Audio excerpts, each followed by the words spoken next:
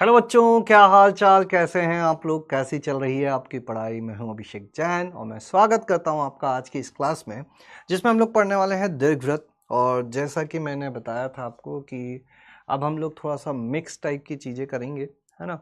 तो अगर एडवांस में इस चैप्टर से अच्छे सवाल पूछे गए होंगे तो ही मैं उनको लूँगा, नहीं तो अननेसेसरी अभी हम लोग ज़्यादा उन चीज़ों पे फोकस नहीं करेंगे।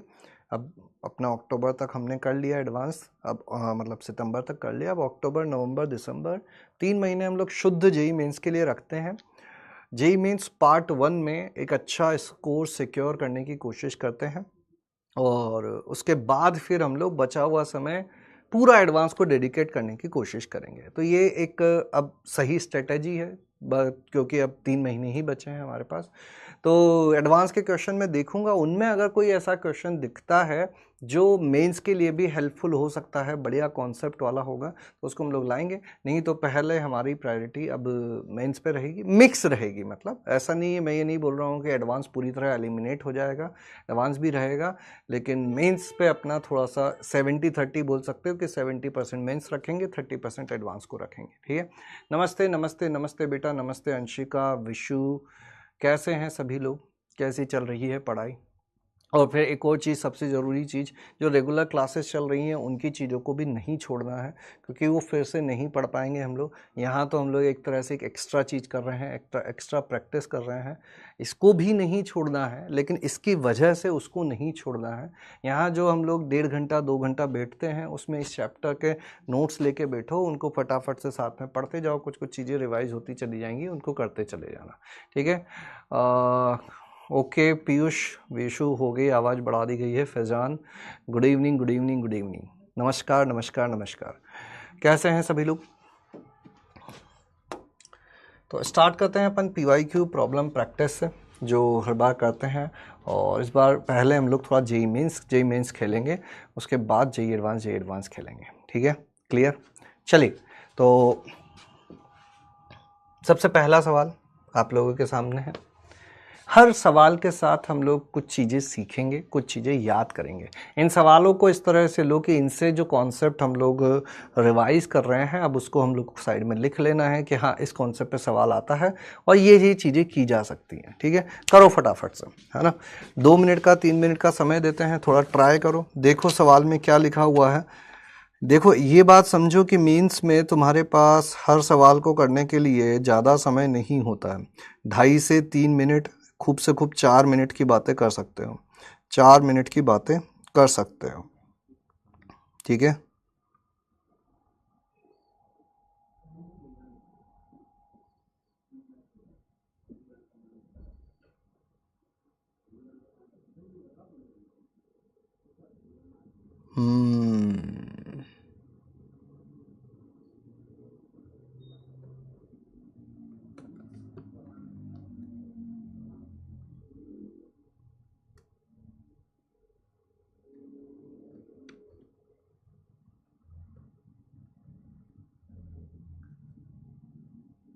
करो।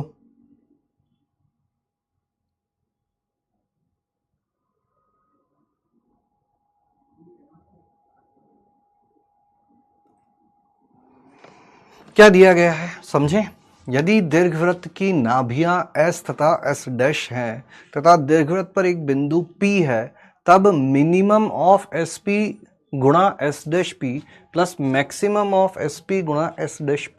यानी कि दीर्घवृत्त पर स्थित किसी बिंदु की दोनों नाभियों से दूरी के गुणा का न्यूनतम और गुणा का अधिकतम का योग हमसे पूछा गया है। करो, थोड़ा अटेम्प्ट करो, देखते हैं।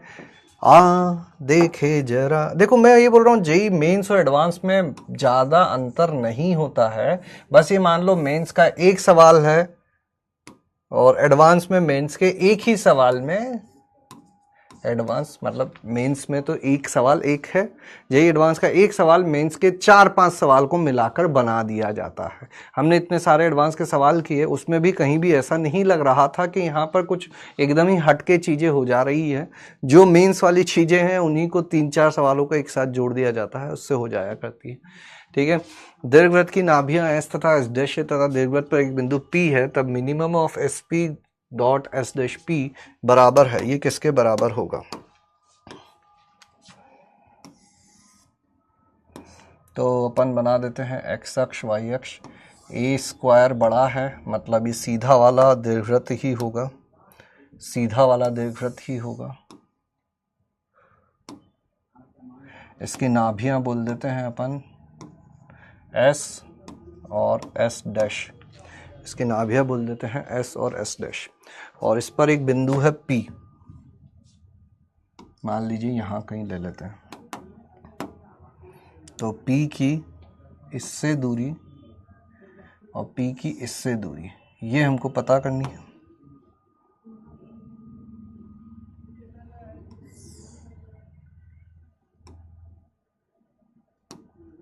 ये इनकी नियताएं बना दी हमने।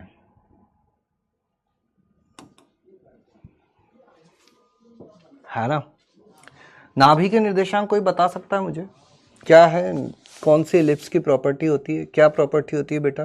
अशोक बताओ।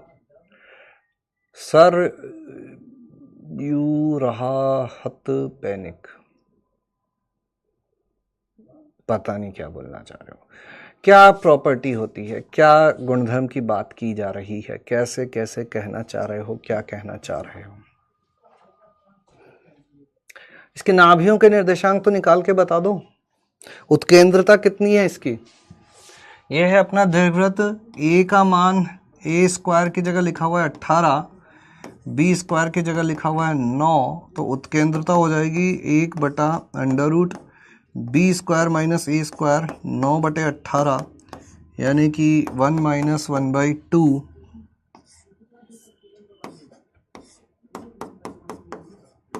ये हो जाएगा 1/√2, 1/√2। अरे ए ही बता रहे हो महाराज, निकालो ना। ए कितना, ई कितना, ये सारी चीजें कौन करेगा? हाँ, ये नाभि एस के निर्देशांक कितने होंगे? एस डैश के निर्देशांक कितने होंगे? ये आ गया अपना ए का मान कितना है? √18, यानी कि 3√2, यानी नाभि जो अपनी प्लस माइनस ए कॉमा 0 होती है वो हो जाएगी प्लस माइनस 3,0। हाँ, वेरी गुड अंशिका। तो ये हो जाएगी अपनी 3,0 और ये हो जाएगी -3,0। अब इस पर कोई बिंदु P है, तो प्रॉपर्टी क्या होती है? बी स्क्वायर वाली क्या प्रॉपर्टी होती है? वो तो होती है किसी बिंदु नाभि से किसी स्पर्श रेखा पर लंब गिराए जाएं तो उन लंब की लंबाइयों का गुणनफल जो होता है वो बी स्क्वायर होता है। ऐसे आधा अधूरा मत लिखो बी स्क्वायर वाली, या तो पूरा लिखो या कुछ ना लिखो। सुनो, देखो मेरे भाइयों, हमें जो प्रॉपर्टी पता होती है वो ये पता होती है कि दीर्घवृत्त पर स्थित किसी बिंदु की नाभियों से दूरी का योग जो होता है वो 2a के बराबर होता है। लेकिन उसका यहां पर कोई यूज नहीं है, क्योंकि हमें तो नाभियों से दूरी का गुणनफल पता करना है। ठीक है अच्छे दादा? अब सुनो कैसे करें। तो मुझे ये PS पता करना है।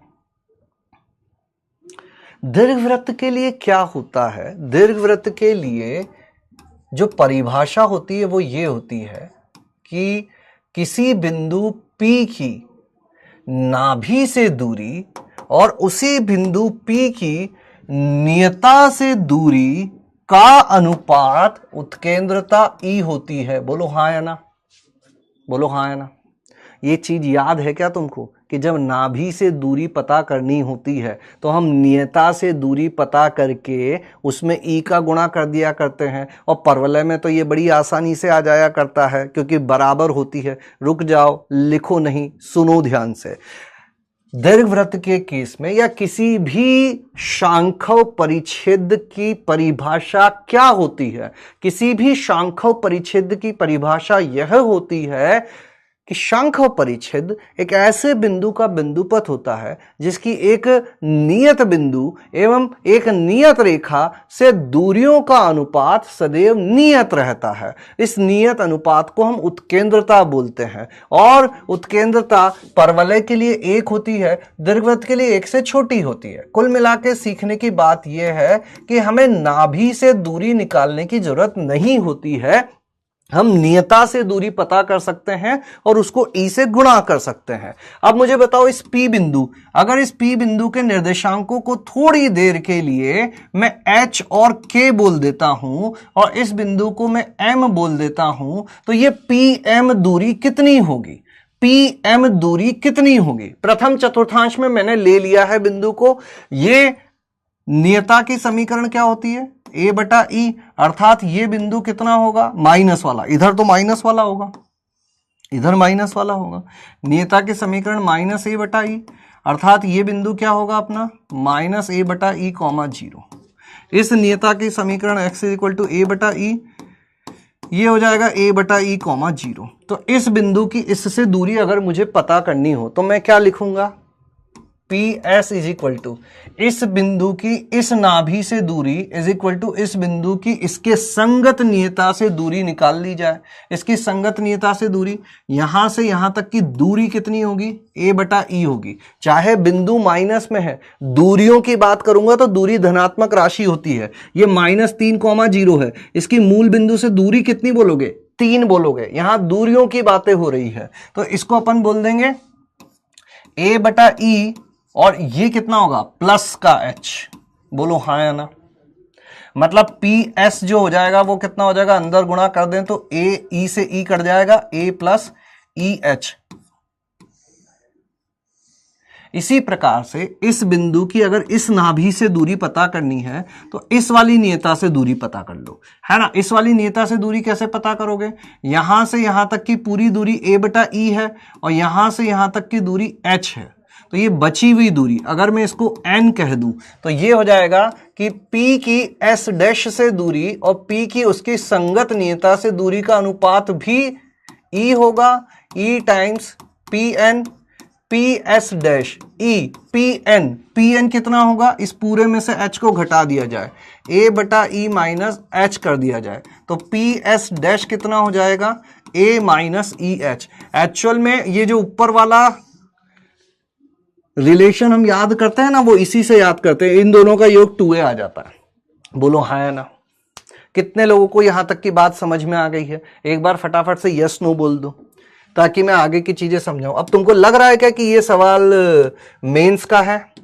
अगर ये चीजें नहीं पता हो तो इसीलिए मैं बोलता हूं एडवांस मेंस में ज्यादा कोई अंतर अब रहा नहीं है ना? मैथ्स के पेपर लेंदी और कठिन आने लग गए हैं, है ना?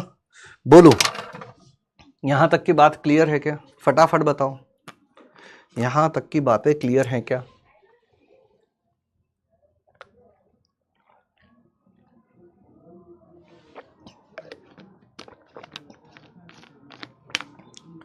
थोड़ा सा पानी पी लिया जाए तब तक।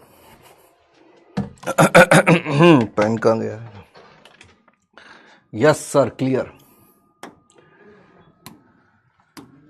100%, वेरी गुड। अब अपन को क्या चाहिए था कि इन दोनों दूरियों को गुणा कर दिया जाए। ये एस पी गुणा एस डैश पी, इनका गुणा करेंगे तो कितना आ जाएगा? ए square minus E square H square. एक बार इसका न्यूनतम मान चाहिए और एक बार इसका अधिकतम मान चाहिए। एक बार इसका न्यूनतम मान चाहिए और एक बार इसका अधिकतम मान चाहिए, है ना? तो S P S dash P, A square कितना है? 18। ई स्क्वायर कितना हो जाएगा? ई का मान 1/2 है तो ये 1/√2 है तो ये हो जाएगा।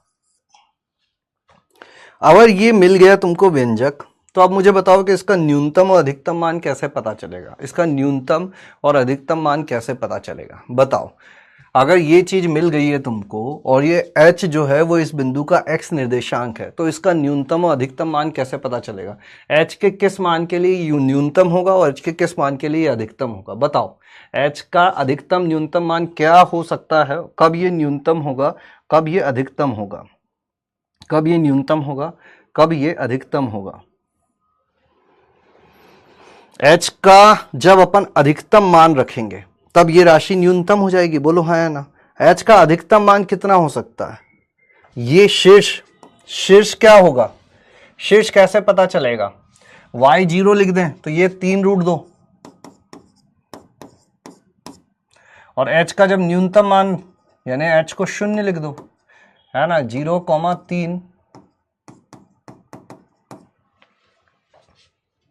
h को 0 लिख दोगे ये अधिकतम हो जाएगा, h को 3√2 लिख दोगे तो ये न्यूनतम हो जाएगा।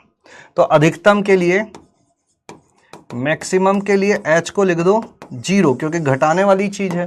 तो SP और S' का मैक्सिमम मान जो होगा वो हो जाएगा 18, और न्यूनतम के लिए h को लिख दो 3√2।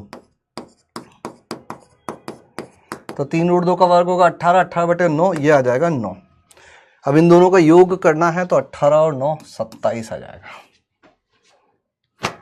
बताओ, अवकलन से दोनों चीजें नहीं मिलेंगी, अवकलन से दोनों चीजें नहीं मिलेंगी, मैक्सिमम मिनिमम, क्योंकि h का अंतराल फिक्स है ना, तो वो एक तरह से तुम्हें स्थानीय उच्चिष्ट, स्थानीय निम्निष्ट भी देखने पड़ेंगे। h का मान जहां से जहां तक जा सकता है उसमें सबसे न्यूनतम कब मिलेगा, सबसे अधिकतम कब मिलेगा, ये तुम्हें h कहां से कहां तक हो सकता है, -3√2 से 3√2। तो अवकलन करने से एक तो मिल जाएगा उच्चिष्ट या निम्निष्ट, लेकिन बाकी अंत बिंदुओं पर भी चेक करना पड़ेगा। समझ गए? मजेदार सवाल था, अच्छा सवाल था।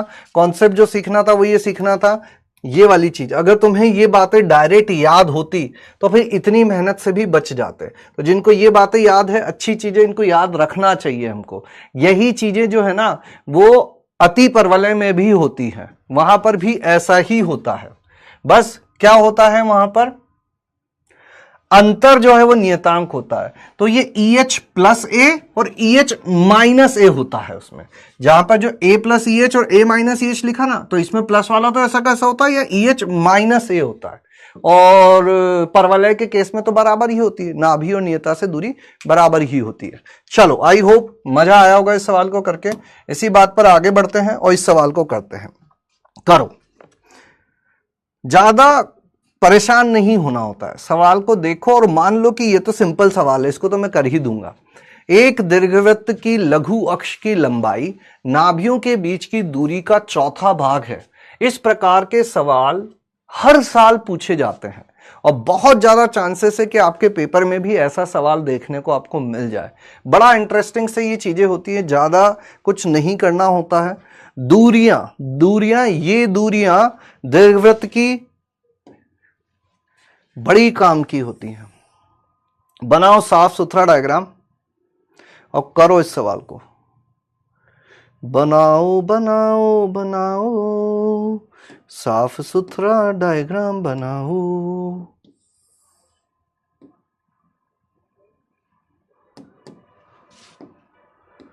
साफ सुथरा डायग्राम बनाओ,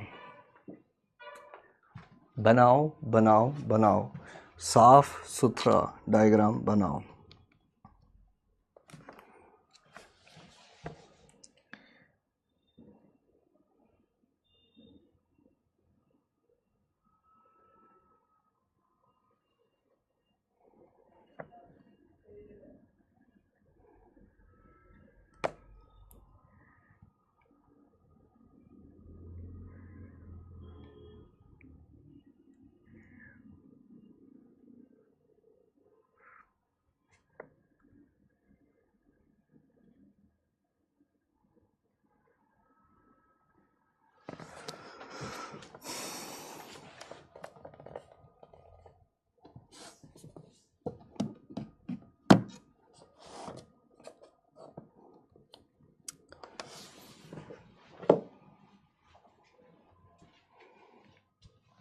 डी आंसर भी दे दिया क्या तुमने? बहुत सुंदर, वेरी गुड।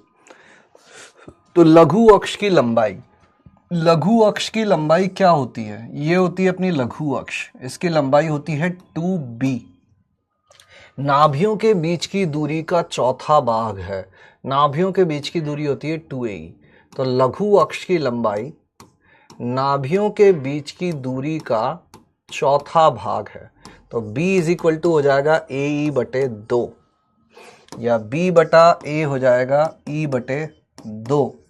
E क्या होता है? E² होता है 1 - B²/A²। ये चीज लाके यहां रख देना, E² 1 - E²/4। सही कर रहे हैं क्या? लघु अक्ष की लंबाई नाभियों के बीच की दूरी का चौथा भाग है, AE/2 B²/E²। ये इधर चला जाएगा 5e² बाई दीर्घवृत्त की उत्केंद्रता कितनी होगी, b/a e/2 e²/4। क्या कुछ, क्योंकि 5/4 जैसी चीज़ें तो यहाँ दिख नहीं रही हैं। 4/√5 कहाँ गलती करी, 2 नहीं 4। हाँ, 1 2 से 1 2 कटेगा, ये 4 हो जाएगा, तो ये 16 हो जाएगा। बस आ गया उत्तर। तो उधर चला जाएगा ये, तो ये हो जाएगा 17e²/16 is equal to 1, e is equal to 4/√17। जल्दी का काम शैतान का, टू बी होगा सर, वेरी गुड। अब एक थोड़ा सा करते हैं अपन खतरनाक सवाल।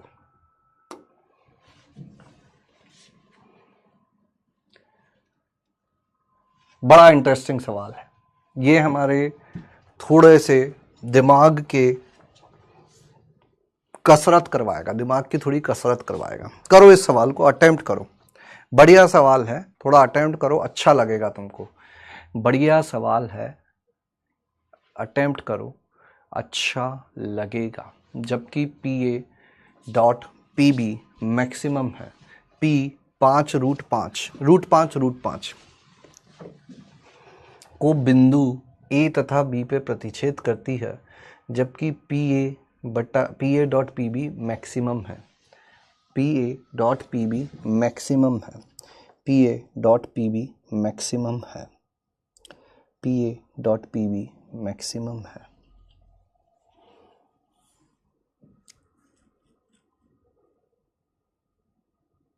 कैसे कैसे कैसे कैसे किया जाए, सोचो सोचो सोचो सोचो सोचो सोचो, कैसे कैसे कैसे किया जाए किया जाए किया जाए।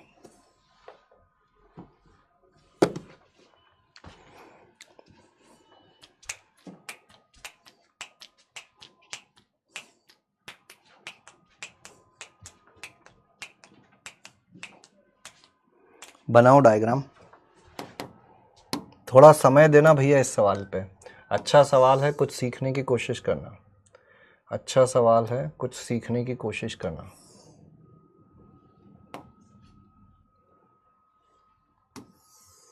पहली बात तो ये बताओ मुझे, ये √5, है कहाँ पर, इस दीर्घवृत्त के अंदर है या बाहर है? √5, इस दीर्घवृत्त के अंदर है या बाहर है? तो वहाँ रख दें तो 5/36 और 5/25, 5/36, 5/25, 5/36 और 1/5, 5/36 और 1/5 -1, तो ये तो लेस देन 0 आ रहा है, मतलब ये अंदर है। प्रथम चतुर्थांश में यहाँ कहीं होगा, दोनों अक्षों से बराबर दूरियों पर।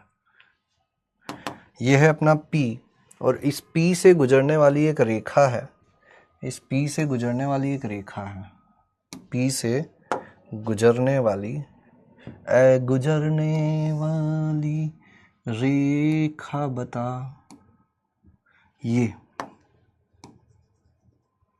मतलब कहीं भी हो सकती है, ऐसा जरूरी नहीं है, ऐसा भी हो सकती है, ऐसे भी हो सकती है, ये कहीं भी जा सकती है। और ये इस दीर्घवृत्त को 2 बिंदुओं पर काटती है, एक बिंदु A है और एक बिंदु B है। जबकि PA गुणा PB अधिकतम है, कि ये दूरी और ये दूरी का गुणा अधिकतम है, ये दूरी और ये दूरी का गुणा अधिकतम है। बड़ा इंटरेस्टिंग, अंदर है, बहुत बढ़िया। ये P है अपना √5, √5,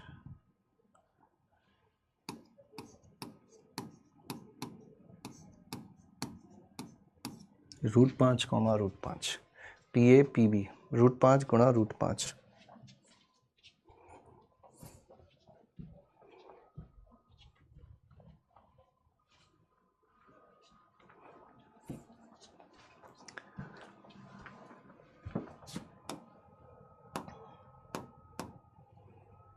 क्या कर रहे हैं, कर रहे हो थोड़ा बहुत कुछ?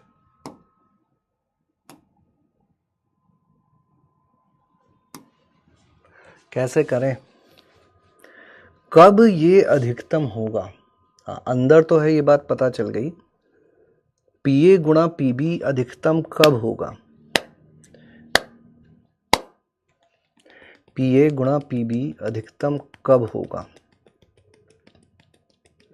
पीए एक दूरी है, पीबी एक दूरी है।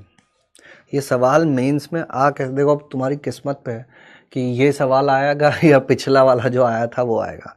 लेकिन अच्छी बात ये है कि अगर दीर्घवृत्त का कठिन आएगा तो सीक्वेंस एंड सीरीज का इजी आएगा, मतलब किसी और चैप्टर का इजी आएगा। सीक्वेंस एंड सीरीज का टफ आएगा तो दीर्घवृत्त का इजी आएगा।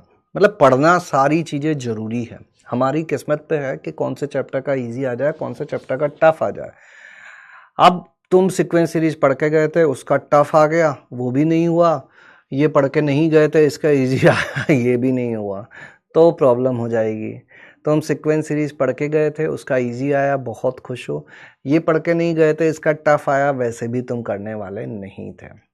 पी पॉइंट को एलिप्स की इक्वेशन में रखेंगे। हाँ, वो तो अंदर की बात हो गई कि अंदर है। अब सुनो, लिखना विखना बंद कर दो, एक बढ़िया कॉन्सेप्ट सिखाते हैं तुमको, एक बढ़िया कॉन्सेप्ट सिखाते हैं, सरल रेखा का प्राचलिक रूप। जब भी इस टाइप की चीज़ें आती है, नॉर्मली ऐसे सवाल मेंस में ही देखने को मिलेंगे। इसीलिए मैं एडवांस के सवाल इसमें नहीं लिया हूँ, क्योंकि इसमें मेंस में ही एडवांस की चीज़ें करवा रखी है। जब भी ऐसे दूरियों की बात की जाए कि इस दूरी को अधिकतम या न्यूनतम किया जा रहा है, इस दूरी को अधिकतम या न्यूनतम किया जा रहा है ना, तो हमें यहाँ पर जरूरत पड़ती है सरल रेखा के प्राचलिक रूप की। हमें यहाँ पे जरूरत पड़ती है सरल रेखा के प्राचलिक रूप की। ध्यान से सुनना, अगर अपन को P A square plus P B square चाहिए, मतलब इस दूरी और इस दूरी के वर्ग का योग चाहिए, ठीक है। यहाँ पर इन दोनों दूरियों का गुणा मैक्सिमम करवाना, ये भी ठीक है। मतलब दोनों जगह किसकी बातें हो रही हैं? दूरियों की ही बातें हो रही है। तो क्यों ना इस दूरी को मैं R1 दूरी बोल दूं और इस दूरी को मैं R2 दूरी बोल दूं। बोलो हाँ या ना, है ना। मतलब हमें क्या दिया गया है कि 5 गुणा R1 square plus R2 square, इसका मान क्या होगा जब R1 गुणा R2 जो है ना ये मैक्सिमम है, इन दो दूरियों का गुणा अधिकतम है, तो उसकी बात क्या होगी। समझ गए बात को। अब ये R1 R2 आएगा कैसे? R1 R2 आएगा कैसे? तो ये R1 और R2 क्या चीज है? इस बिंदु P की इस बिंदु A से दूरी और इस बिंदु B से दूरी है। ये दोनों बिंदु A और B किस पर है? इसी सरल रेखा पर है। इसी सरल रेखा पर P बिंदु से A R1 दूरी पर है, इसी सरल रेखा पर P बिंदु से B R2 दूरी पर है। थोड़ा सा प्राचलिक रूप जैसा दिख रहा है क्या, कि एक रेखा पर एक बिंदु से इतनी दूरी पर स्थित बिंदु के निर्देशांक क्या होते हैं। तो अगर हम कहें, अगर इस रेखा का ढाल में थोड़ी देर के लिए थीटा मान लेता हूं, ढाल m is equal to tan theta मान लेते हैं, तो A बिंदु के निर्देशांक अपन कैसे लिख सकते हैं कि इस P का x निर्देशांक √5 plus r cos theta, R1 cos theta, और √5 प्लस R1 sin थीटा, ये A बिंदु के निर्देशांक हो गए।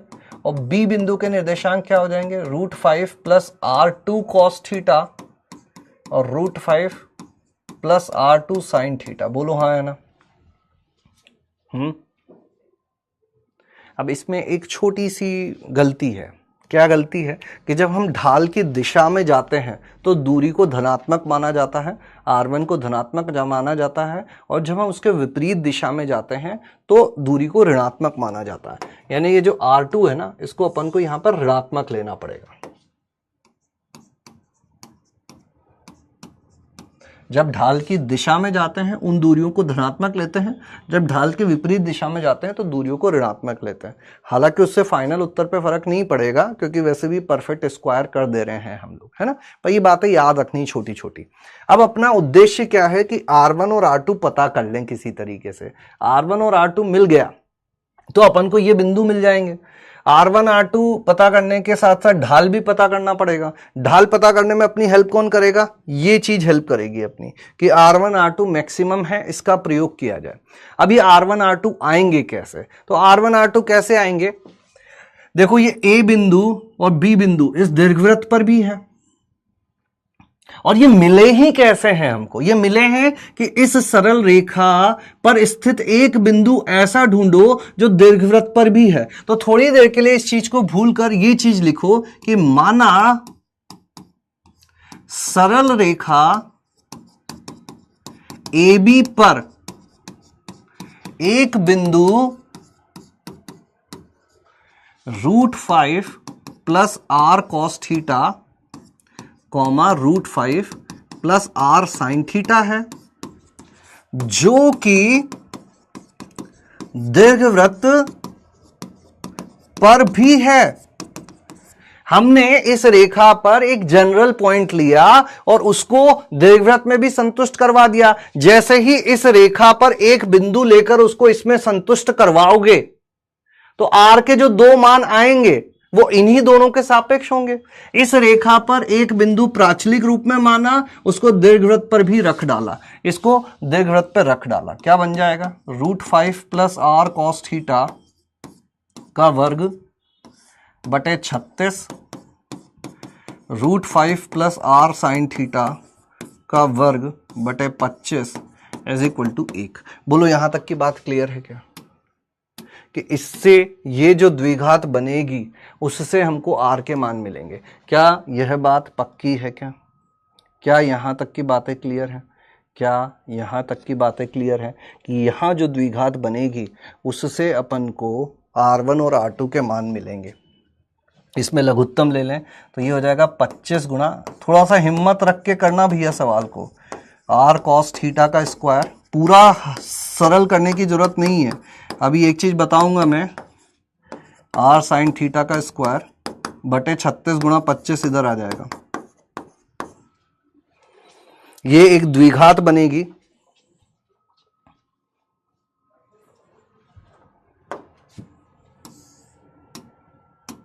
हंड्रेड % अब सुनते रहो, बस सुनो, तुम बाद में करते रहना चीजों को। सुनो, ये एक द्विघात बनेगी जिस द्विघात के मूल आएंगे R1 और R2।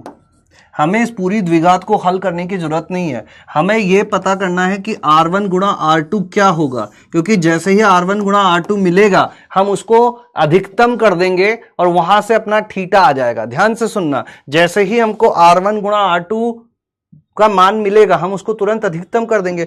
ये एक द्विघात बनेगी। अच्छा ये बताओ, द्विघात में दोनों मूलों का गुणा क्या होता है? मूलों का गुणा होता है मुख्य गुणांक नियतांक बटे मुख्य गुणांक, यही होता है ना। यानी कि ये जो द्विघात बनेगी, इस द्विघात में नियतांक क्या आने वाला है उसको समझ लेते हैं थोड़ा सा। नियतांक क्या आएगा और x का गुणांक क्या आएगा? R square. तो देखो यहां पर 25 गुणा इसका वर्ग में खोल दूं तो 5 plus R square cos square theta आएगा और प्लस 2√5 R कॉस थीटा आएगा। पूरा अंदर गुणा नहीं कर रहा हूं मैं। प्लस 36 गुणा 5 plus R square sine square theta आएगा और प्लस 2√5 R साइन थीटा आएगा और ये माइनस 36 गुणा 25 कितना हो जाएगा? 25 छंग 150, 25 छंग 150 का जीरो हासिल लगे 15, 25 थी 75 और 15 900। मुख्य गुणांक क्या आने वाला है? नियतांक क्या आएगा? नियतांक आएगा 25 पंजे 125 प्लस 36 पंजे 180 और माइनस 900। ये नियतांक बटे मुख्य गुणांक। मुख्य गुणांक R स्क्वायर का गुणांक, R स्क्वायर का गुणांक होगा 25 कॉस स्क्वायर थीटा और यहां से 36 कॉस स्क्वायर थीटा। तो 25 cos square theta 25 cos square theta plus 36 sine square theta. ये है R1 गुणा R2। ये है R1 गुणा R2। डायरेक्ट लिखा अपन ने बिना पूरा एक्सपेंड किए। R1 गुणा R2 कितना आ गया? 125 प्लस 180 माइनस 900 बटे 25 cos square theta plus 36 sine square theta. कितना हो जाएगा ये? घटाओ, इसको जोड़ो घटाओ कुछ कुछ करो, तो योग करेंगे अपन तो ये हो गया 300 305 305 600 में गया तो 595, वो भी माइनस का। नीचे क्या करो, 25 cos square theta plus 25 sine square theta को तो 25 लिख दो और प्लस 11 साइन स्क्वायर थीटा लिख दो।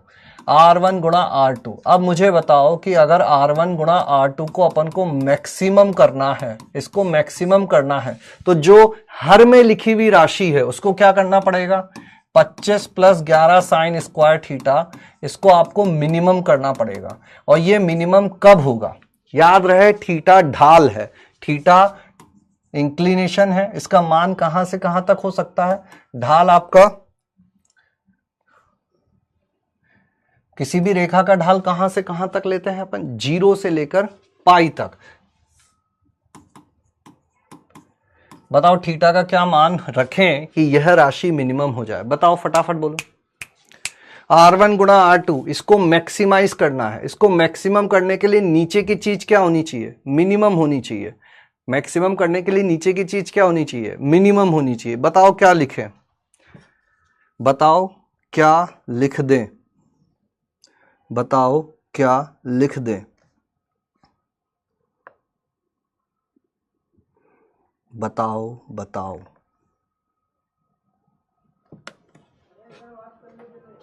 जीरो। Very good.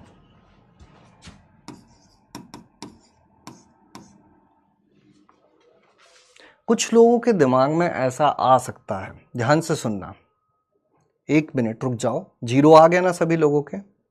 कुछ लोगों के दिमाग में शायद ऐसा कीड़ा आ सकता है, या नहीं आया तो मैं डाल देता हूं, कि जब मैं इसको मैक्सिमम लूंगा, जब इसको मैं मिनिमम लूंगा तो पूरी राशि मैक्सिमम होगी, लेकिन वो तो ऋणात्मक में मैक्सिमम होगी,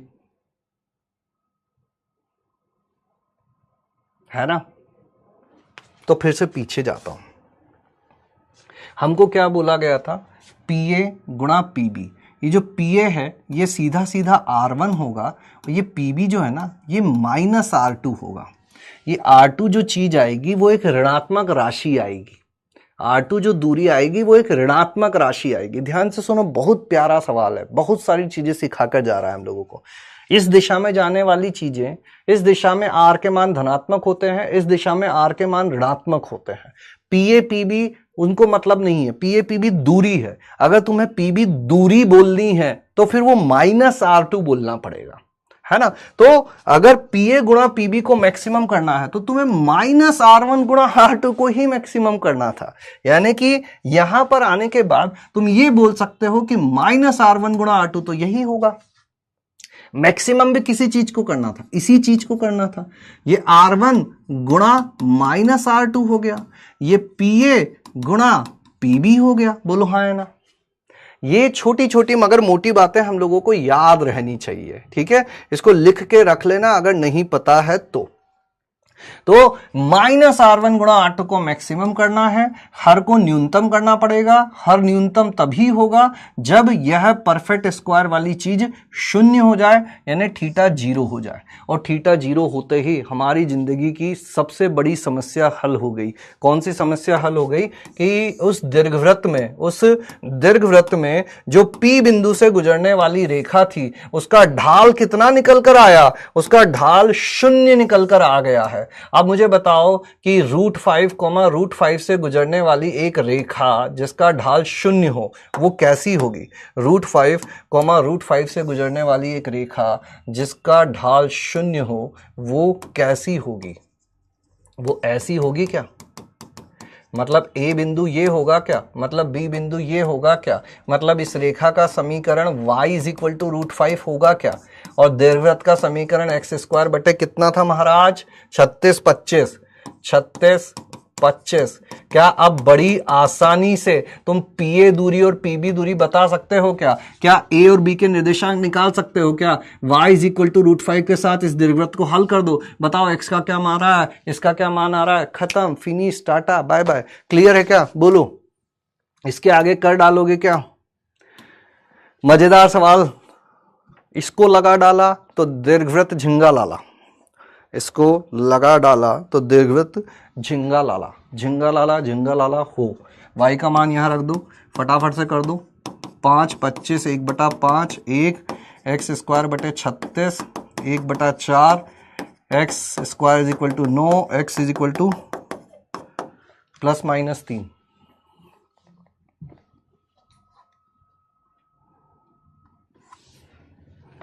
ना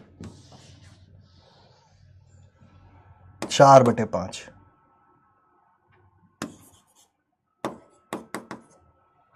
तो X square is equal to कितना हो जाएगा, भ्रूम इधर भेज दो इसको, 36 गुणा 4/5 यानी ±6 2 12/√5।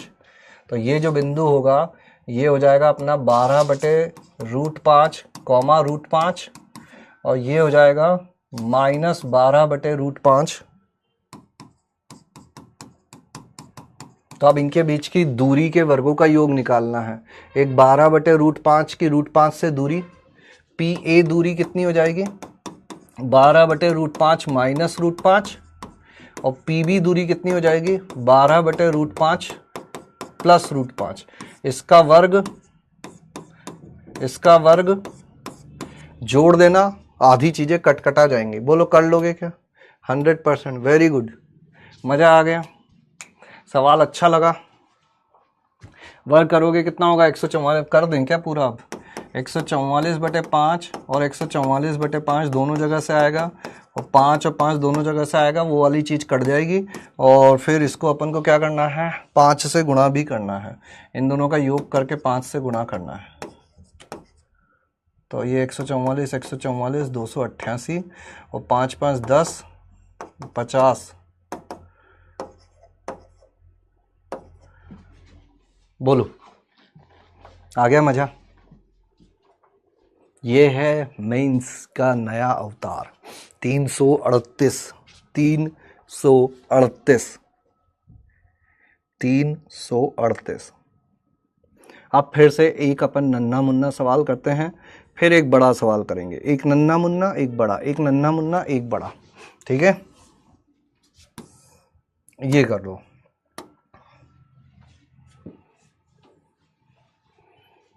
बड़ी आसानी से, हाँ जबरदस्त क्वेश्चन था, वेरी गुड, बहुत अच्छे से पहचाना तुमने अमित कुमार। अगर समझ में आया तो अच्छा लगेगा तुमको, है ना? अब ये नन्ना मुन्ना सवाल है, इसको करने में हमें समय नहीं लगना चाहिए, इसको करने में अब हमें समय नहीं लगना चाहिए, इसको करने में अब हमें समय नहीं लगना चाहिए।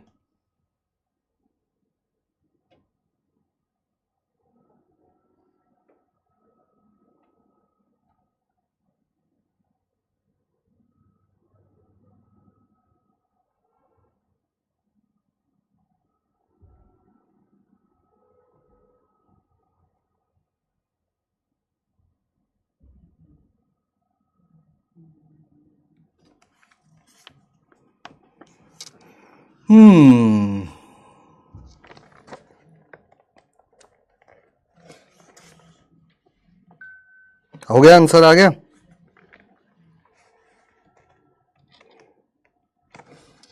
क्या आंसर आ गया है?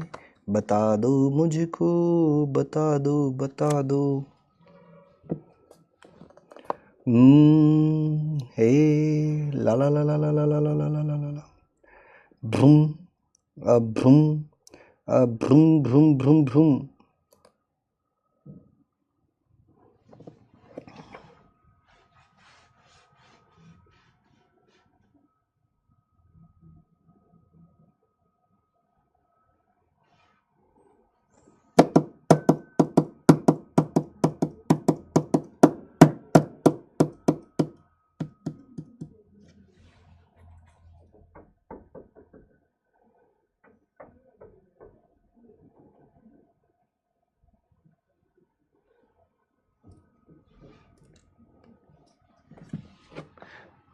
Hello Devendra,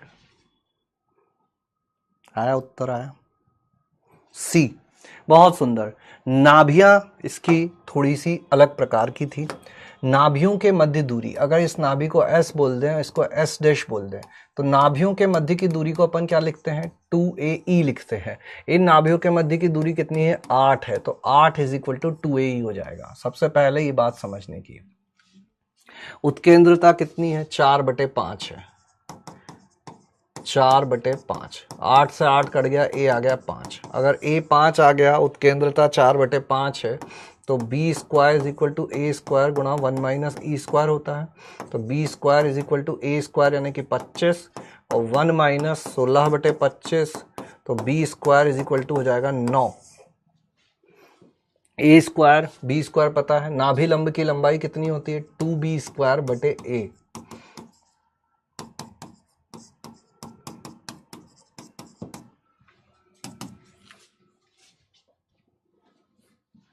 A5 B3, very good, समझ गए होंगे। यहाँ पे क्या बात सीखने की है, देखो शायद कुछ लोगों को ये बात पता नहीं हो या सरप्राइज हो जाए वो, कि ये नाभियाँ कहाँ थी। नाभियाँ थी 2,5, 2,5 सर यहाँ कहीं होगा, इधर ले लेते हैं, और 2,-3 यहाँ कहीं होगा। तो सर दीर्घवृत्त तो ऐसा कहीं होना चाहिए था, बोलो हाँ या ना। इसका नाभि लंब तो ऐसा कुछ होना चाहिए था, बोलो हाँ या ना। समझदार लोग ध्यान से सुनना, ये चीज काम में आएगी बाद में, है ना। इसकी नाभियां जो थी वो थी अपनी 2,-3, इसको मैंने एस डैश बोला और इसको मैंने बोला 2,5, और ये अपनी नाभि लंब की लंबाई है ना, नीचे तक। तो सर ये तो यहाँ है, ये सारे सूत्र तो किसी और दीर्घवृत्त के लिए होते हैं। तो मुझे एक चीज बताओ कि अगर मैं इस दीर्घवृत्त को ऐसा का ऐसा उठाकर कहीं भी ले जाऊं तो दूरियां बदलेंगी क्या, क्या इन दो नाभियों के बीच की दूरियां बदलेंगी क्या। तुम क्यों मान रहे हो कि यहां है, तुम उठाओ इसको और शिफ्ट कर डालो, ये लो, इससे कोई फर्क पड़ा क्या, दूरियों पे कोई फर्क पड़ेगा क्या, नहीं पड़ेगा। नाभि लंब की लंबाई पे कोई फर्क पड़ेगा क्या, नहीं पड़ेगा। तो इट डजंट मैटर। बस ये याद रखो कि दो नाभियां हैं तो उनके मध्य की दूरी 2a ही होगी, नाभि लंब की लंबाई 2b स्क्वायर बटे a होगी, दीर्घ अक्ष की लंबाई 2a होगी, लघु अक्ष की लंबाई 2b होगी। दूरियों को कोई फर्क नहीं पड़ता कि तुम्हारा दीर्घवृत्त कहां है, जब तक कि उस दीर्घवृत्त की दीर्घ अक्ष और लघु अक्ष अपने x अक्ष और y अक्ष के समानांतर है। तब दीर्घवृत्त को पूरे कार्तीय तल पे कहीं भी ले जाओ, कछु फर्क ना पड़ने पाई कि भाई। तो ये था एक छोटू सवाल। इस छोटू सवाल के बाद फिर से आते हैं हम एक मोटू सवाल पर। छोटू सवाल के बाद फिर से आपके सामने पेश है एक मोटू सवाल, जिसको करने में हमें काफी परेशानियां आएंगी आएंगी आएंगी आएंगी। ठीक है, अब 2 मिनट का समय लो, 2 मिनट में इस सवाल को ट्राई करो, डायग्राम बनाओ, है ना। 2 मिनट का समय लेकर इस सवाल को ट्राई करो।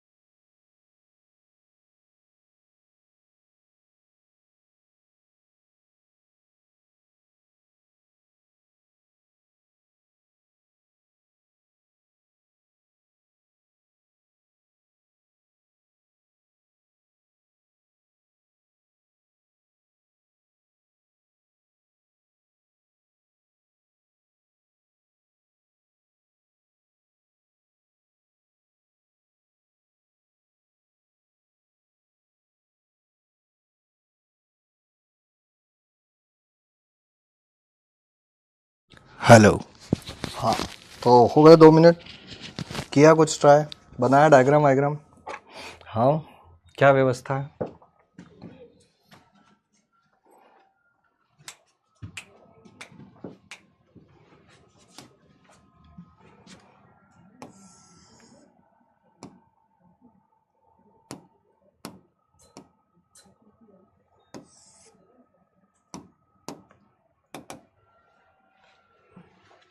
माना सी न्यूनतम क्षेत्रफल का वृत्त है जो दीर्घवृत्त जिसकी उत्केंद्रता ये और ये है को परिबद्ध करता है। पहले इस लाइन को समझते हैं, है ना। एक दीर्घवृत्त है जिसकी नाभियां हमको दी गई है,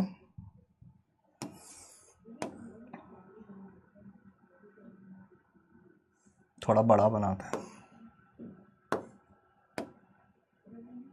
इसकी नाभियां हैं -2,0 और 2,0। छोटे छोटे टुकड़ों में तुमसे बातें करते हैं। समथिंग क्या होता है भाई? समथिंग वमथिंग क्या है? सर आज एडवांस का पीवाई क्यों नहीं? अरे महाराज, जो सवाल देखा तुमने, एडवांस वाले कहीं नहीं लगेंगे।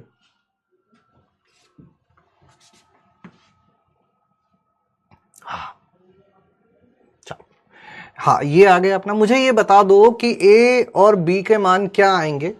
तुम्हें उत्केंद्रता दी हुई है 1/2 और नाभियां मतलब ये है, तो ए का मान कितना होगा और बी का मान कितना होगा? बताओ, ए का मान कितना होगा और बी का मान कितना होगा? ए का मान कितना होगा और बी का मान कितना होगा? ए और बी का मान कितना होगा? ए और बी का मान कितना होगा? x²/16।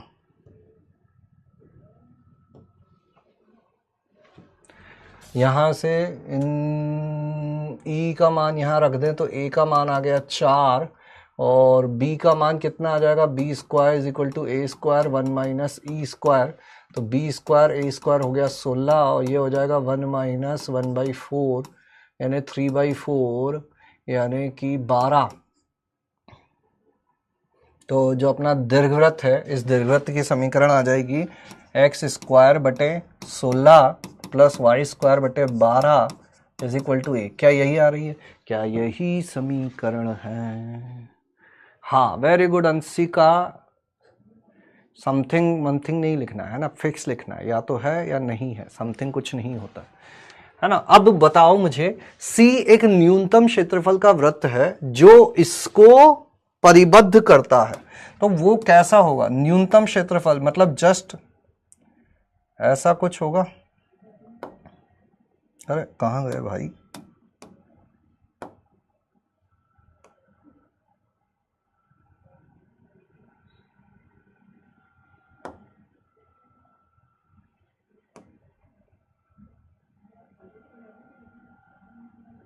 ऐसा कुछ बोलो हाँ है ना। अभी तक की बातें यहां पर आ गई हैं, है ना। अब अगली लाइन पे चलते हैं। माना PQR एक चर त्रिभुज है जिसका शीर्ष P वृत्त C पर है तथा 2a लंबाई की भुजा QR, 2a लंबाई की भुजा QR E की दीर्घ अक्ष, E मतलब ये अपना दीर्घवृत्त, इस दीर्घवृत्त की दीर्घ अक्ष के समानांतर है तथा E के ऋणात्मक y अक्ष के साथ प्रतिच्छेदी बिंदु इस पर स्थित है। ध्यान से सुनना, बहुत सारी जानकारी दे दी गई है। PQR एक चर त्रिभुज है। चर त्रिभुज मतलब इधर उधर हो सकता है वो, ठीक है। जिसका शीर्ष P वृत्त C पर स्थित है। इस वृत्त C पे इसका शीर्ष स्थित है कहीं पर।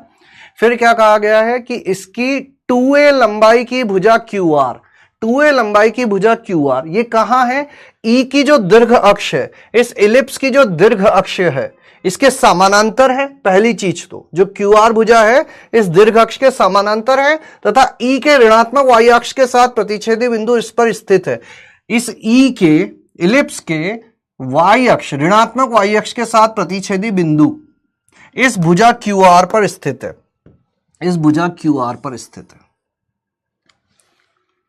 इस भुजा QR पर स्थित है, यानी कि ये अपनी QR भुजा है। इस QR भुजा के बारे में हमको ये कहा गया है, एक तो ये जो दूरी है ये 2a है, एक तो ये जो दूरी है ये 2a है, ये लिख रखा है 2a लंबाई की भुजा QR, 2a लंबाई की भुजा QR। ई की दीर्घ अक्ष के समानांतर है, ये इलिप्स की दीर्घ अक्ष के समानांतर है तथा ई के इलिप्स के ऋणात्मक वाई अक्ष के प्रतिच्छेदन बिंदु इस भुजा पर स्थित है। तब पी क्यू आर का अधिकतम क्षेत्रफल है, तब पी क्यू आर का अधिकतम क्षेत्रफल है। देखो आधार तो फिक्स हो गया, आधार की लंबाई फिक्स हो गई, ऊंचाई महत्तम कब होगी? क्षेत्रफल को अधिकतम करने के लिए ऊंचाई को अधिकतम करना होगा। ऊंचाई अधिकतम कब होगी? जब ऐसा कुछ कर दे, ये अधिकतम ऊंचाई को ले ले अपन। अब ये अधिकतम ऊंचाई कैसे पता करें? ये अधिकतम ऊंचाई कैसे पता करें? तो ये यहां से यहां तक तो इस वृत्त की त्रिज्या हो जाएगी। इस वृत्त की त्रिज्या कितनी होगी? जितनी ये चीज है उतनी ही वृत्त की त्रिज्या होगी। ये क्या है? इस बिंदु को अपन देखें तो ये बिंदु क्या होगा? इसमें y इज इक्वल टू 0 लिख दें तो ये होगा 4,0, यानी कि इस वृत्त की त्रिज्या कितनी थी? 4। मतलब ये दूरी कितनी हो गई? 4। और ये कितनी होगी? ये इस दीर्घवृत्त के अर्ध लघु अक्ष के बराबर होगी। x इज इक्वल टू 0 लिखोगे तो 12, y is equal to 12 under root ले लें, Y square is equal to 12 under root ले लेंगे तो 2√3। मतलब क्षेत्रफल 1/2 आधार गुणा ऊंचाई की बात करें तो आधार अपना फिक्स था 2a और ऊंचाई कितनी आ गई? क्योंकि ऊंचाई अधिकतम रखनी है, अधिकतम क्षेत्रफल के लिए ऊंचाई अधिकतम रखनी है। ऊंचाई अधिकतम रखने के लिए P बिंदु को ठीक बीच में ले लिया। ये ऊपर वाला हिस्सा R इस वृत्त की त्रिज्या के बराबर होगा, नीचे वाला हिस्सा अर्ध लघु अक्ष के बराबर होगा, यानी ऊंचाई हो जाएगी अपनी 4 + 2√3। ए का मान कितना था? ए का मान कितना था? 4। तो ये कट जाएगा 4 × 4 + 2√3 और 2 और बाहर ले लो तो 8 × 2 + √3। बोलो आ गया क्या बात समझ में? कितने लोगों को ये सवाल समझ में आ गया? केवल डायग्राम का खेल था, केवल डायग्राम का खेल था और कुछ भी नहीं था। केवल डायग्राम का खेल था और कुछ भी नहीं था। केवल डायग्राम का खेल था और कुछ भी नहीं था, है ना। इसको एकदम कठिन सवाल की कैटेगरी में तो नहीं रखेंगे, ठीक ठाक बीच वाला सवाल इसको बोल सकते हैं, बीच का सवाल इसको बोल सकते हैं। ठीक है, क्लियर? Yes sir. चलो अब थोड़ा अलग वैरायटी के सवाल करते हैं, है ना। थोड़ा अलग टाइप का सवाल करते हैं, अलग वैरायटी का सवाल करते हैं, क्योंकि समय तो अपने पास लिमिटेड होता है। तो कोशिश यही रहेगी कि अधिक से अधिक वैरायटी की चीज़ें हम लोग कर पाएँ, अधिक से अधिक वैरायटी की चीज़ें हम लोग कर पाएँ। तो एक उठाते हैं अपन,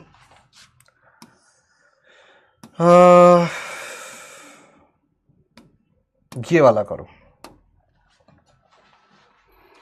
माना P उन सभी त्रिभुजों की संख्या है जो n भुजाओं वाले एक समभुज P के शीर्षों से बनाए जा सकते हैं, तथा Q उन सभी चतुर्भुजों की संख्या है जो P के शीर्षों को मिलाने से बनाए जा सकते हैं। यदि P + Q = 126 है तब दीर्घवृत्त की उत्केंद्रता है। अब तुम बोलोगे सर ये तो दीर्घवृत्त का सवाल ही नहीं है, ये तो पीएनसी का सवाल है। तो करो, सवाल आ सकते हैं, बीच में कोई भी सवाल उठा के तुमसे पूछा जा सकता है, पर इतना कठिन नहीं है। नन्ना मुन्ना सा सवाल था इसलिए उठा लिया। एक नन्ना मुन्ना सवाल करके फिर से हम थोड़े से अजीब सवालों की तरफ आगे बढ़ेंगे। एक नन्ना मुन्ना सवाल करो, फिर थोड़ा सा अजीब सवाल करेंगे, फिर एक नन्ना मुन्ना, फिर थोड़ा अजीब, नन्ना मुन्ना अजीब, नन्ना मुन्ना अजीब, यही अपन चलाते रहेंगे।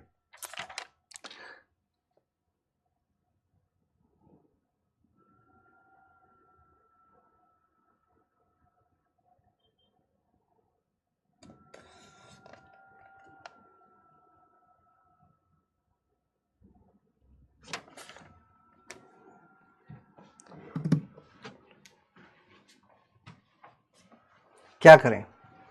n भुजाओं वाला एक समभुज,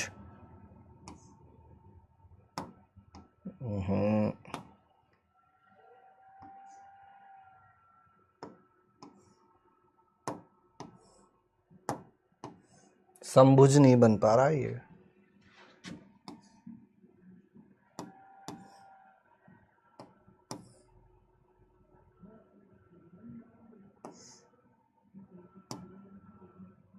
करो तुम भैया, है ना, मैं डायग्राम बना रहा हूँ ऐसे ही सुंदर सा।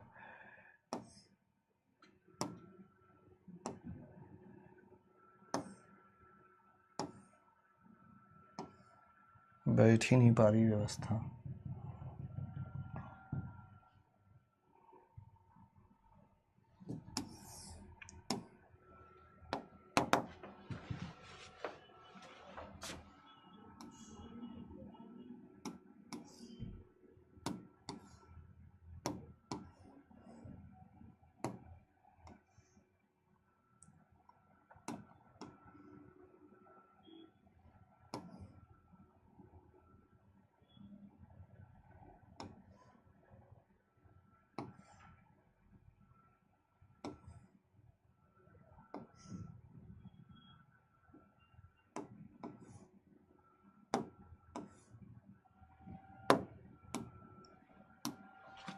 ये लो, करें अब सवाल। वॉइस नहीं आ रही है सर, बाहर सी अजीब सी, बाहर तो पता नहीं क्या बोल रहे हैं। हाँ, तो P उन सभी त्रिभुजों की संख्या है। ध्यान से सुना, हल्का फुल्का सा पीएनसी लगेगा, ज्यादा कुछ नहीं लगेगा। बताओ ये मुझे बताओ ये मुझे कि अगर ये n भुजा वाला समबहुभुज है तो इसमें कितने शीर्ष होंगे।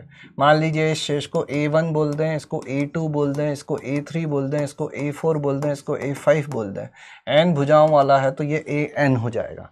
n भुजाओं वालों में टोटल कितने शीर्ष होंगे, n शीर्ष होंगे, है ना। अब त्रिभुज चाहिए, तो त्रिभुज बनाने के लिए कितने शीर्ष चाहिए होते हैं, 3। तो n में से किन्हीं भी 3 को सेलेक्ट कर लिया जाए, ये त्रिभुजों की संख्या हो गई। क्यों, उन चतुर्भुजों की संख्या है जो P के शीर्षों को मिलाने से बनाए जा सकते हैं। चतुर्भुज बनाने के लिए कितने शीर्ष चाहिए, 4। तो n में से किन्हीं भी 4 को सेलेक्ट कर लिया जाए। n में से r वस्तुओं के चयन के तरीके होते हैं NCR। यहां n शीर्ष थे, त्रिभुज बनाने के लिए 3 का चयन करना था। n में से किन्हीं भी 3 का चयन कर लो। जैसे जैसे 3 बिंदु चुनते जाओगे एक एक त्रिभुज बनता चला जाएगा। तो त्रिभुजों की संख्या हो गई NC3 और चतुर्भुजों की संख्या हो गई NC4। अब यहां कितना हो जाएगा, NC4 is equal to 126। NC3 NC4 126 है, फैक्टोरियल 3 फैक्टोरियल n-3। फटाफट से मुझे बताओगे क्या कि n का मान कितना आ रहा है। कोई इनको सॉल्व करना जानता है क्या, क्या तुम्हें याद है, बोलो। लेखराज सी उत्तर दे रहे हो, n का मान बता दो बीच में। n का मान क्या होगा, n का मान बताओ। आंसर से हमको कछु मतलब नहीं है, हमें तो चाहिए n का मान।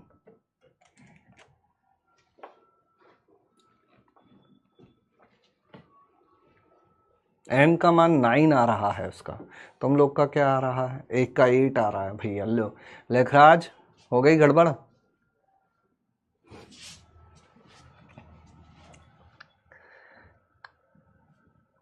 एक सूत्र होता है, पता है तुमको, द्विपद प्रमेय अगर तुमने पढ़ लिया हो तो NCR प्लस 1 ये होता है n+1 CR+1। तो ये हो जाएगा n+1 C4 फैक्टोरियल n+1 बटे फैक्टोरियल 4 फैक्टोरियल n+1 - 4 126। वहां से भी यही आता। हाँ, समभुज मतलब जिनकी सभी भुजाएं बराबर हैं।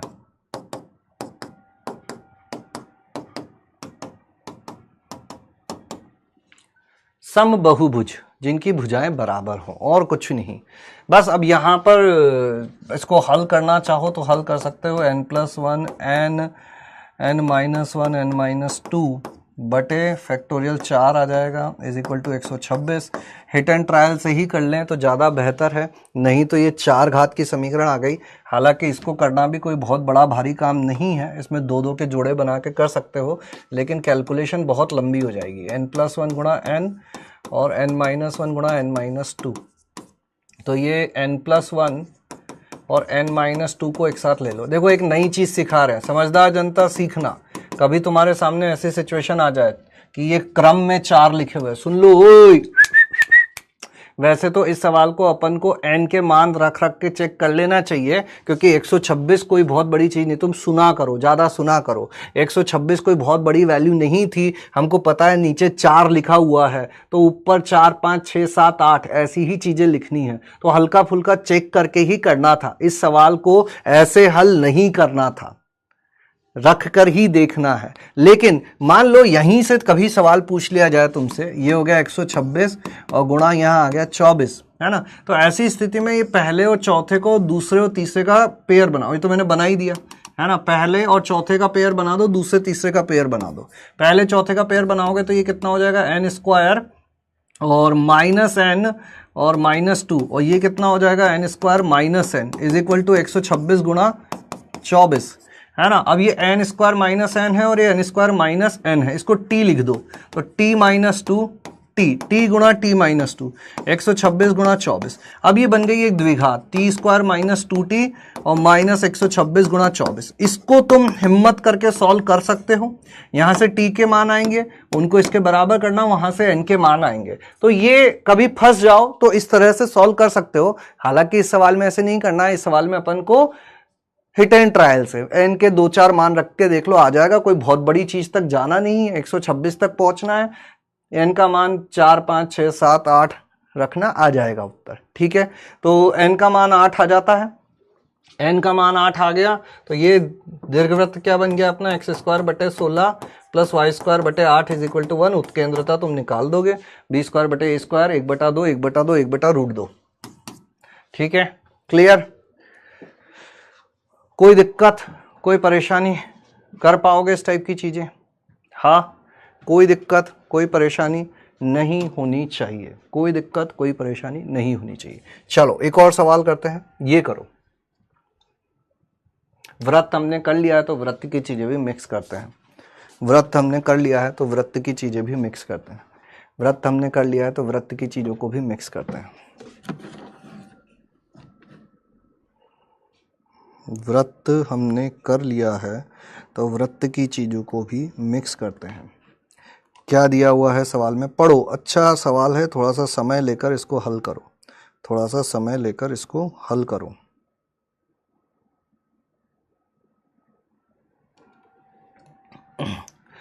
माना दीर्घवृत्त r त्रिज्या के वृत्त, इस वृत्त की त्रिज्या को r बोला गया है, के केंद्र से होकर जाता है। तुरंत से p का मान आ जाएगा तुम्हारा। माना दीर्घवृत्त पर बिंदु C की नाभीय दूरियां f1 गुणा f2 है, तब 6 गुणा f1 गुणा f2 माइनस r है। ज्यादा कठिन सवाल नहीं है महाराज, है ना, आसानी से कर पाओगे। बस थोड़ा सा ध्यान रख के करना, कैलकुलेशन मिस्टेक मत होने देना। थोड़ा सा ध्यान रख के करना, कैलकुलेशन मिस्टेक मत होने देना, कैलकुलेशन मिस्टेक मत होने देना। बस इतना सा काम कर लेना कि कैलकुलेशन मिस्टेक मत होने देना, बाकी तो तुम निपटा दोगे इस सवाल को। ज़्यादा कोई कठिन ये सवाल नहीं है।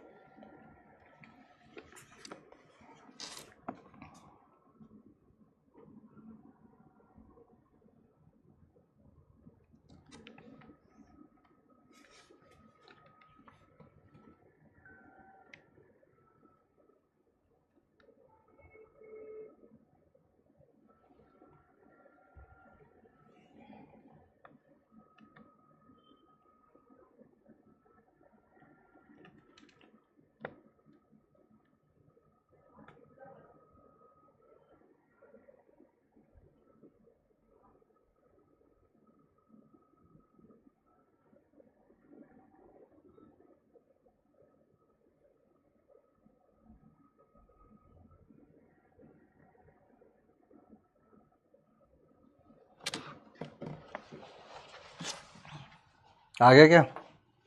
अंशिका का उत्तर आ गया, बहुत सुंदर। इस वृत्त का केंद्र क्या है? इस वृत्त की तुलना कर दे अपन तो केंद्र है इसका 1,2 और इस वृत्त की त्रिज्या कितनी हो जाएगी? √1 का वर्ग प्लस 2 का वर्ग और माइनस माइनस 11 यानी कि प्लस हो जाएगा। तो ये कितना हो गया अपना? 2 दूनी 4 और 1 5, 11 और 5 16 यानी कि त्रिज्या आ गई 4। इस त्रिज्या के वृत्त के केंद्र से होकर जाता है। केंद्र से होकर जाता है मतलब 1,2 से होकर जाता है। तो यहां रख दो 1, तो 3 उधर चला गया, 4p² = 1 आ गया, p² = 1/4 आ गया, p = 1/2 है ना। अब मैं धनात्मक वाला ही क्यों ले रहा हूं? क्योंकि मुझे दीर्घवृत्त भी तो बनाना है इसको। 3x², ऋणात्मक ले लूंगा तो फिर ये दीर्घवृत्त थोड़ी ना रहेगा। ये आ गया दीर्घवृत्त। इस दीर्घवृत्त में a का मान कितना है? 1/3 और b का मान कितना है? 2। इसकी उत्केंद्रता कितनी होगी? नाभीय दूरियां F1 F2 कितनी होती है? 2ae होती है। रेडियस p का मान आ गया, बहुत सुंदर। अब मुझे एक काम करो, ये और बता दो कि 2ae कितना होगा, उत्केंद्रता कितनी होगी? और ये तो ये वाला है, ये वाला है क्या? ये p है sir, p he. Oh my God, 100 तो ये हो जाएगा 3 + 4p = 4, 4p = 1, p = 1/4। तो ये हो जाएगा अपना 3x² + y² / 4 = 4। 4 से भाग दे दो, 3x² / 4 y² / 16 = 1। तो ये हो जाएगा x² / 4/3 + y² / 16 = 1। e² = 1 माइनस इस बार a² / b² होगा।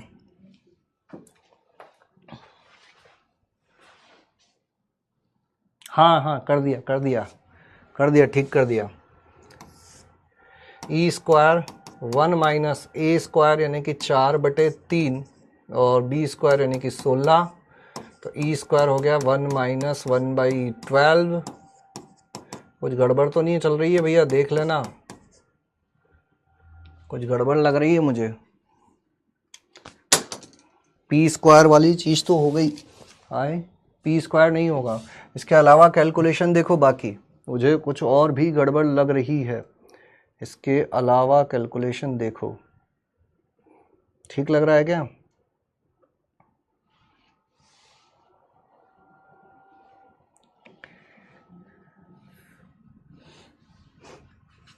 अच्छा,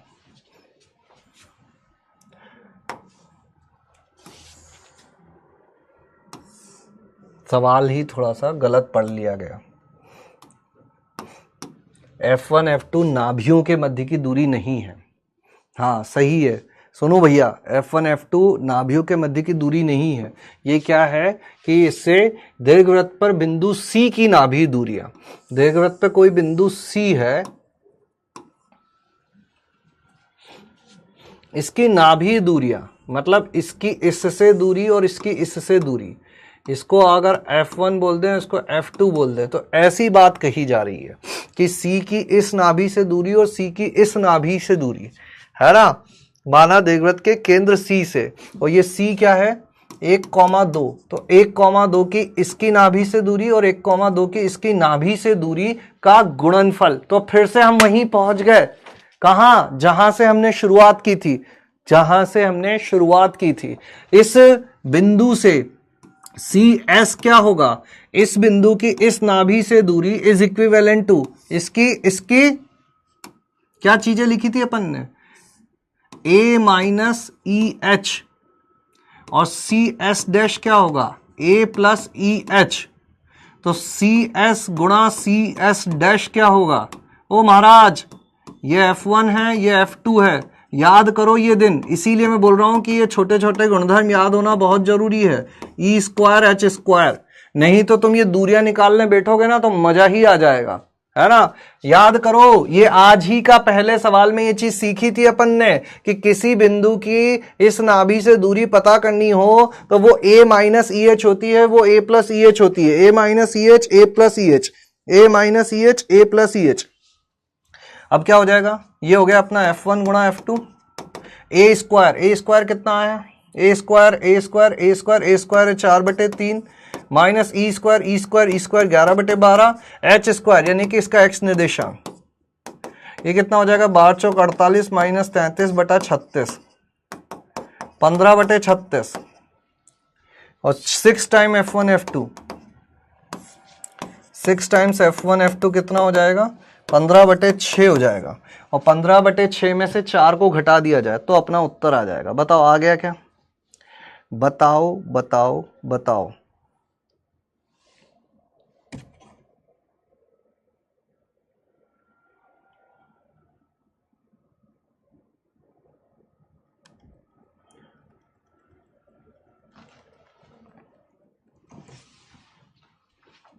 सत्तर आंसर आ रहा है, कैसे आ रहा है 70? सी से सी की दीर्घवृत्त बिंदु सी की नाभि दूरियां F1 और F2 है, नाभि दूरियां F1 और F2 है।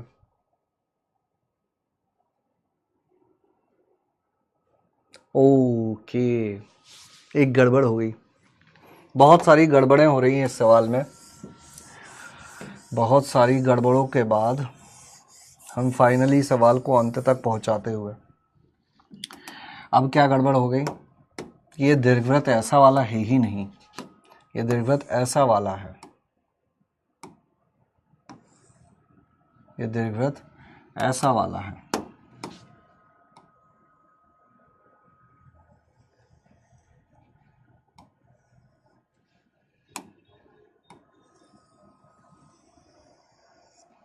ठीक है, इसकी जो नाभियां हैं वो 0, BE और 0, -BE होगी।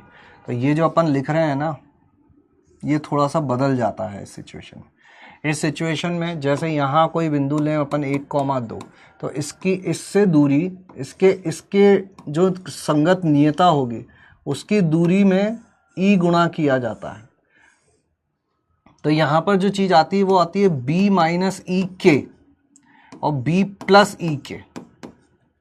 तो ये जो गुणा होगा ना, ये B square minus E square के स्क्वायर होगा। तो B स्क्वायर होगा अपना 16 माइनस ई स्क्वायर 11/12 और के स्क्वायर होगा 4। तो ये आएगा 16 माइनस 11/3, तो 16 तिया 48, यानी ये 37/3 होगा। ये जो F1 गुणा F2 है ये 37/3 होगा। और अपन को क्या चाहिए, 6 गुणा F1 F2 माइनस R, यानी 6 गुणा 37/3 माइनस R यानी कि 4। तो ये हो जाएगा 2 गुणा 37 माइनस 4, 37 गुणा 74 माइनस 4, उत्तर आएगा 70। पता नहीं लोगों ने पहले ही कैसे लिख दिया था। हाँ, आंसर तो मैच नहीं हो रहा है, वही कर दिया ना, अभी गड़बड़ कर दी थी हमने, है ना।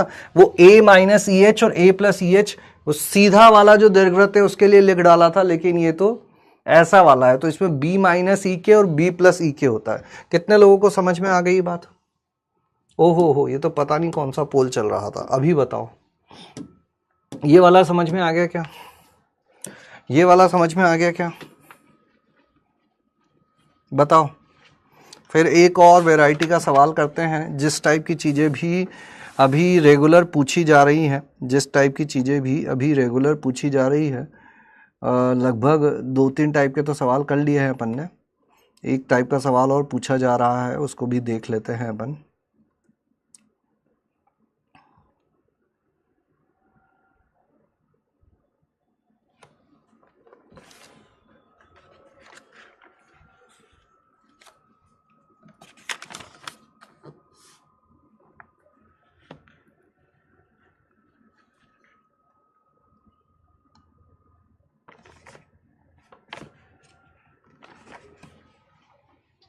क्लियर? 100%। अब एक छोटू सवाल देता हूँ, देखते हैं कितने लोग कर पाते हैं उसको। ये टू द पॉइंट सवाल है, डायरेक्ट हो जाएगा। सर ये मेरी शिफ्ट का क्वेश्चन है, मेरा सही तो था पर मुझे बहुत टाइम लगा था इसे करने में। कोई बात नहीं, इस बार निपटा देना, इस बार टाइम पे ही ध्यान देना। इस बार ऐसा कुछ करें कि टाइम, अगर तुम्हारा टाइम का इशू चल रहा है तो तुम थोड़ा सा प्रैक्टिस, फटाफट चीज़ें करने पे ध्यान दो, फटाफट चीज़ें करने पे ध्यान। ये बहुत ही साधारण क्वेश्चन है और इसके लिए मैं तुम्हें एक 150 सेकंड का पोल देता हूँ। चलो, इसमें सही उत्तर आना चाहिए तुम्हारा। 150 second is more than sufficient for this question. Ideally ये वाला सवाल अपना 2 मिनट के अंदर अंदर सॉल्व हो जाना चाहिए। आइडियली ये सवाल अपना 2 मिनट के अंदर अंदर सॉल्व हो जाना चाहिए। कितने मिनट के अंदर? 2 मिनट के अंदर। कितने मिनट के अंदर? 2 मिनट के अंदर।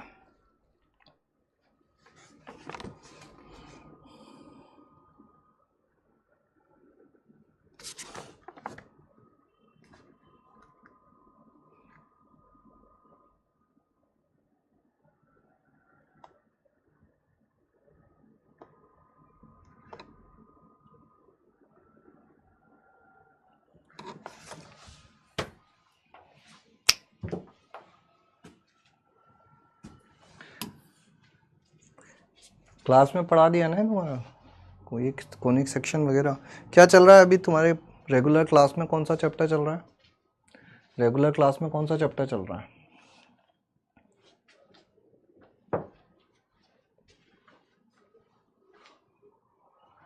रेगुलर क्लास में कौन सा चैप्टर चल रहा है?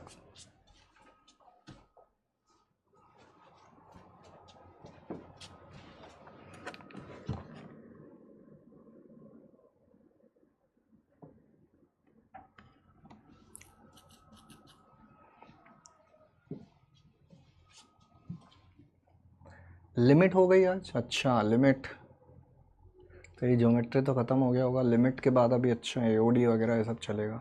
ठीक है, तब तक तो अपने 11th वाली चीज़ें ही चलेंगी। ये तो तुम्हारा पूरा हो ही चुका होगा। हाँ, तो आंसर आ गए? क्या आंसर आ रहा है?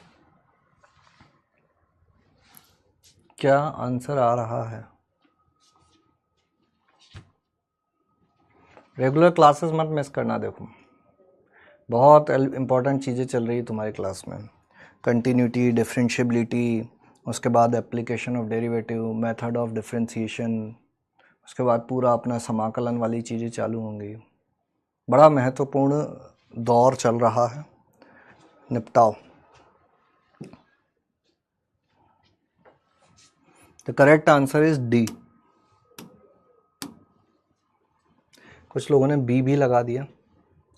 जीवा जिसका मध्य बिंदु है, तो इसकी समीकरण होती है t is equal to S1।